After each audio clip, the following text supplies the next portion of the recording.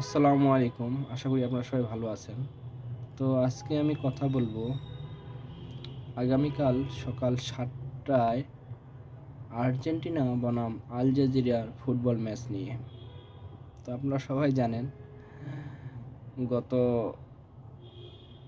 ৫টি প্রীতি ম্যাচে আর্জেন্টিনা একটিতেও হারেনি এবং কি আর্জেন্টিনা পারফরম্যান্স এবং র্যাঙ্কিংয়ের দিক দিয়ে বর্তমানে বিবেচনায় প্রথম স্থানে আছেন। আর গতবারের চ্যাম্পিয়ন দল আর্জেন্টিনা। তো এই ম্যাচের প্রোডাকশন নিয়ে বেশি কথা বলার তেমন কিছু নেই। সকলেই জানে যে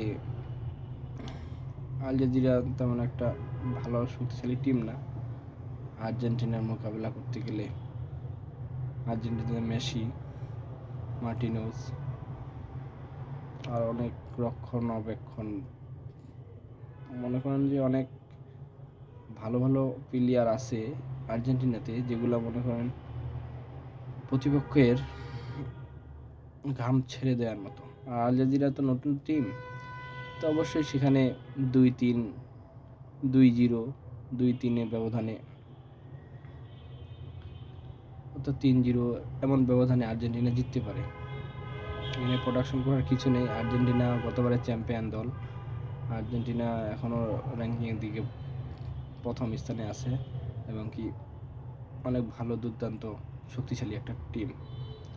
আর আল জাজিরা বলতে গেলে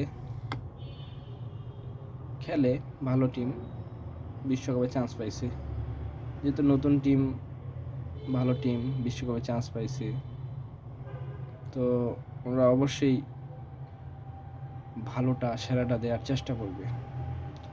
তারপর ম্যাচে তো বলা যায় না, গতবারে প্রথম ম্যাচে সৌদি আরব যেভাবে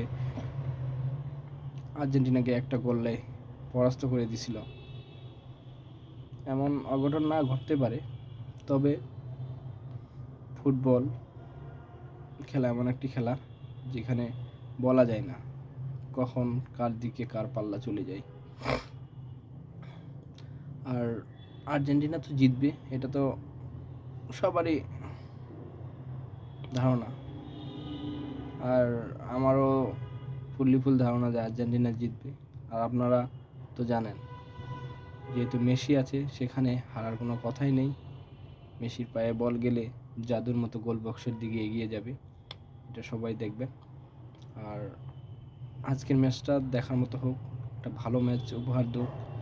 আমরা চাবো, বা আমি চাবো অন্তত আল জাজিরা টিমটা মোকাবেলার মতো করে খেলুক আর্জেন্টিনার সাথে, যেন আমরা দর্শকগুলো যেগুলো আছি যেন খেলাটা দেখে উপভোগ করতে পারি, একটা ভালো খেলা যেন আমরা পাই, এটাই।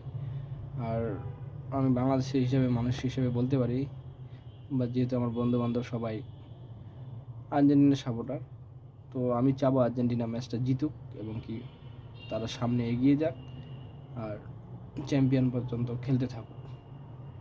তো আপনারা বা আপনাদের মতামত কি অবশ্যই কমেন্টে জানাবেন। তো সবাই ভালো থাকেন, সামনের ম্যাচ নিয়ে আবারও কথা হবে। আল্লাহ হাফেজ, আসসালামু আলাইকুম।